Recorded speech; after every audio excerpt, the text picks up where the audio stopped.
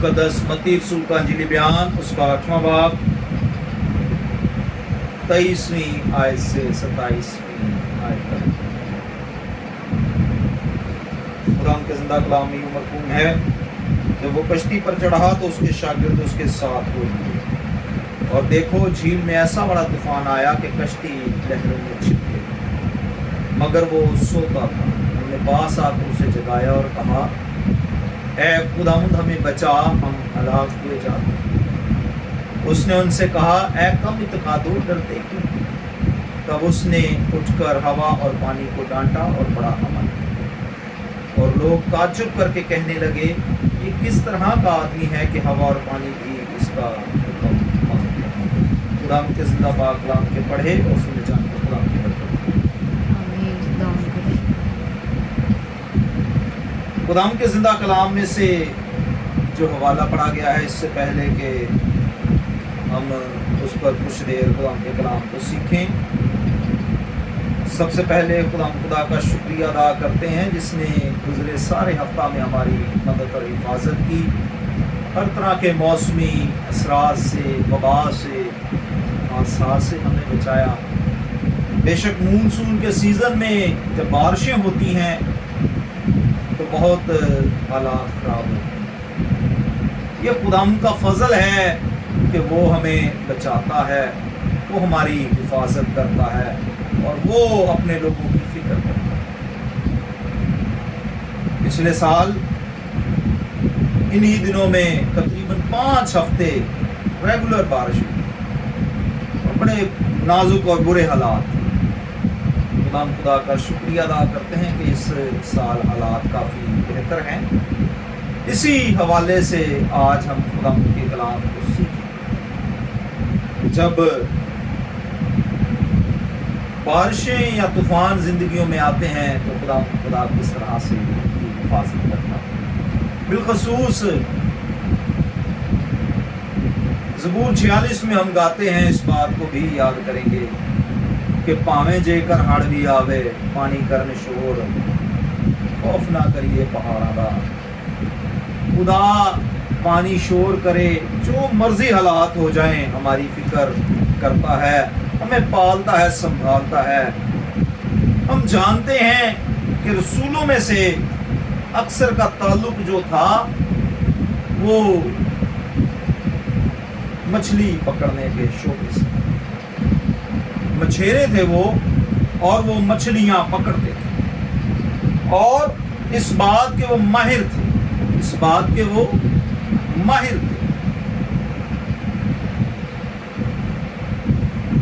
ये कलाम खुदा में वाहिद वाक़या नहीं जिसमें शागिर्द के शोबे के हवाला से मौज़ा हुआ।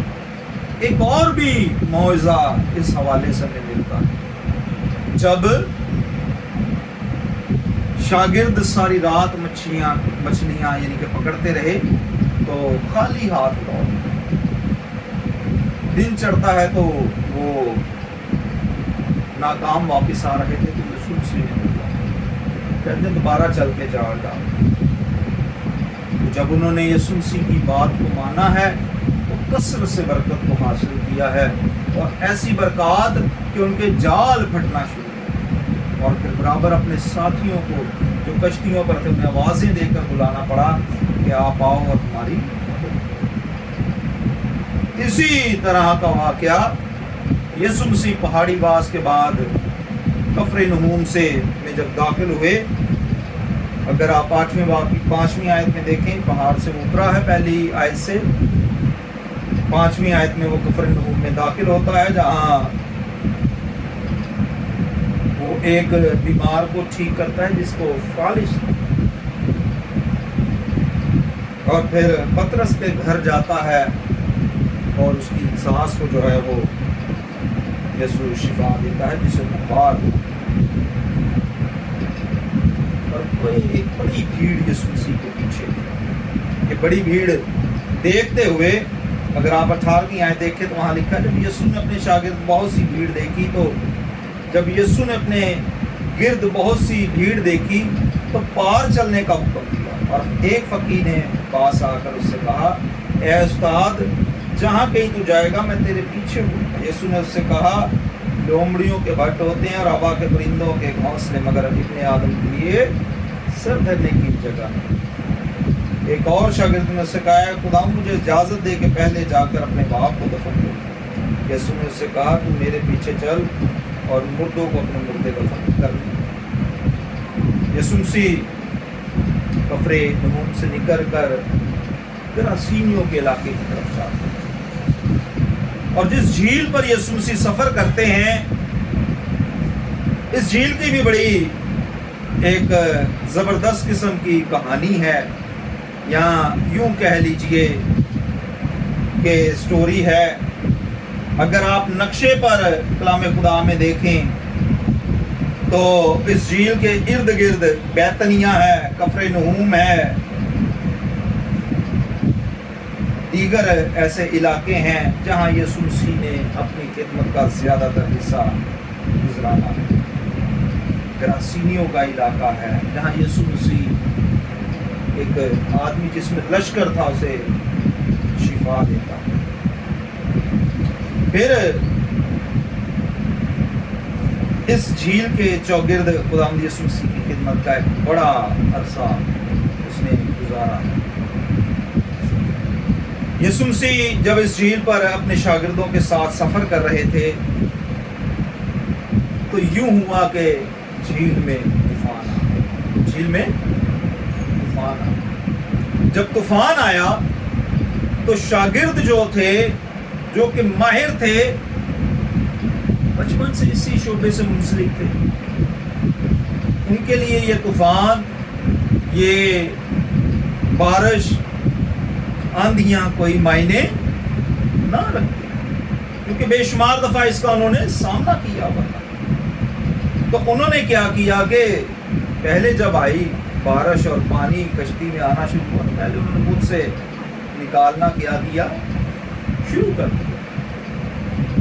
जब खुद से पानी को निकालते रहे तो एक वक्त आया कि वो, अगर आप मरकज़ के इंजीली बयान के चौथे बाब में देखें, चौथे बाब की 37वीं आयत में तो वहां लिखा है, तब बड़ी आंधी चली और लहरें कश्ती पर यहाँ तक आई कि कश्ती पानी से भरी जाती और वो खुद पीछे की तरफ गद्दी पर सो रहा था। बस उन्होंने उसे जगा कर कहा, ऐ उस्ताद, क्या तुझे फिक्र नहीं कि हम हलाक हो जाते हैं? ये कैसे हो सकता है कि आंधियां चल रही हो, तेज बारिश हो रही हो, तूफान आया हो और एक इंसान उसी जगह मौजूद हो और वो सो रहा। शागिर्दों का ये कहना कि ऐ खुदा तुझे फिक्र नहीं है, ये उस्ताद के ऊपर एक इल्ज़ाम था। ये इंतहाई सख्त बात थी उस्ताद के खिलाफ, उस पर एक इल्ज़ाम था कि तुझे हमारी फिक्र नहीं। हम जानते हैं कि ज़बूर 121 में लिखा है कि तेरा राखाना कदी खिलाफ। कैसे हो सकता है कि राखा जो है वो सो जाए? पिछले दिनों में ही हमने इस बात को सीखा है कि हमारा खुदा अपने लोगों की फिक्र करता है, वो उनका पीछा करता है, वो जेल में हो, कैद खानों में हो, वो बीमार हो, खा मौत के साया की वादी में से गुजर रहे हो, खुदा पीछा करता है और उन्हें बचाता है। इस बात को पिछले हफ्ते ही हमने सीखा और यही इल्ज़ाम आज यीशु मसीह पर लग रहा है कि इस बात तुझे फिक्र ही नहीं कि तू सो रहा है। उसने उठकर हवा और पानी को डांटा और पानी से कहा, साकत थम जा। बस हवा बंद हो गई और बड़ा अमन हो गया। फिर उनसे कहा, क्यों डरते हो, अब तक ईमान नहीं रखते? क्यों डरते हो? मरकज़ के इंजीली बयान में से तलावत हो रही है, अब तक ईमान नहीं रखते हो। और वो नहायत डर गए और आपस में कहने लगी, कौन है कि हवा और पानी भी इसका हुक्म माने? दर हकीकत इस बात का मतलब ये था कि क्या तुम अब तक इस बात पर ईमान नहीं लाए हो کہ آسمان اور زمین کا کل اختیار مجھے دیا، کوئی چیز میرے اختیار سے باہر نہیں۔ کیا اب تک تم اس بات پر ایمان نہیں لائے ہو؟ در حقیقت اس کے معنی اور مفہوم بھی، وہ ڈرے ہوئے تھے پہلے سے ہی، موت کے منہ میں تھے، کیونکہ طوفان سے، بارش سے کہ ان سے قابو میں نہیں حالات آ رہے تھے۔ دوسرا اس وقت ڈر گئے کہ جب انہوں نے دیکھا کہ اس شخص نے، جو ہمارا استاد ہے، اس نے ہوا اور پانی کو روک دیا، اور اس بات سے وہ حیران تھے۔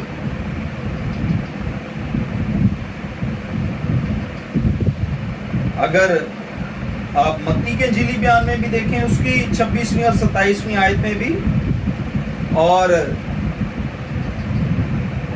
اگر سب سے اہم جو بات یہاں مرکز مقدس متی رسول کہتا ہے 25ویں آیت میں، اس نے کہا ہے، بس انہوں نے پاس آ کر اسے جگایا اور کہا، اے خداوند ہمیں بچا، ہم ہلاک ہوئے جاتے۔ کیا کہا ہے؟ اے خداوند ہمیں بچا، ہم ہلاک ہوئے جاتے۔ در حقیقت خداوند یسوع آیا ہی ان لوگوں کے لیے تھا جو ہلاک ہوئے جاتے تھے، اور انہیں بچانے کے لیے۔ خداوند یسوع بنی نوع انسان کو بچانے کے لیے آیا۔ خداوند یسوع نے موت کے منہ سے نکالنے کے لیے آیا۔ بالکل ایکوریٹ سوال تھا، ان کی جو درخواست تھی، ان کی جو منت تھی، وہ بالکل ایکوریٹ تھی کہ اے خداوند تو ہم پر رحم، کہ ہم ہلاک ہوئے جاتے ہیں، تو ہمیں بچا، ہم مرے جاتے ہیں۔ بڑی ہی زبردست قسم کی یہ جو تھی درخواست تھی، جسے خداوند یسوع مسیح قبول کرتے ہیں اور کہتے ہیں، تب اس نے اٹھ کر ہوا اور پانی کو ڈانٹا اور بڑا امن ہوا۔ جب کوئی بھی خداوند کے حضور آتا ہے، اس سے منت کرتا ہے، درخواست کرتا ہے کہ اے خدا مجھے بچا لے، میں ہلاک ہوا جاتا ہوں۔ ضروری نہیں کہ جیسے شاگردوں نے موت کا سامنا کیا ہے، ویسے ہی ہمیں موت کا سامنا ہو تو ہم اس درخواست کو رکھ سکتے ہیں، بلکہ ہم ہر روز اس درخواست کو خداوند کے سامنے رکھ سکتے ہیں۔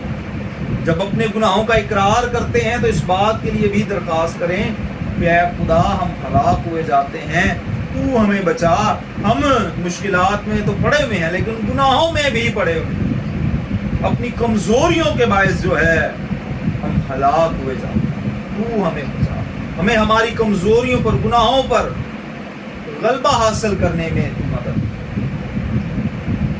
بے شک ہم بڑے ماہر اپنے آپ کو سمجھتے ہیں، اپنے اپنے شعبے میں استاد سمجھتے ہیں، لیکن ہم سب کا استاد، ماہر حل مشکلات جو ہے وہ میرا اور آپ کا یسوع۔ جب انسان تھک جاتا ہے، نہیں باہر نکل پاتا، تو پھر وہ اٹھا کھڑا کرتا ہے اور باہر نکال دیتا ہے۔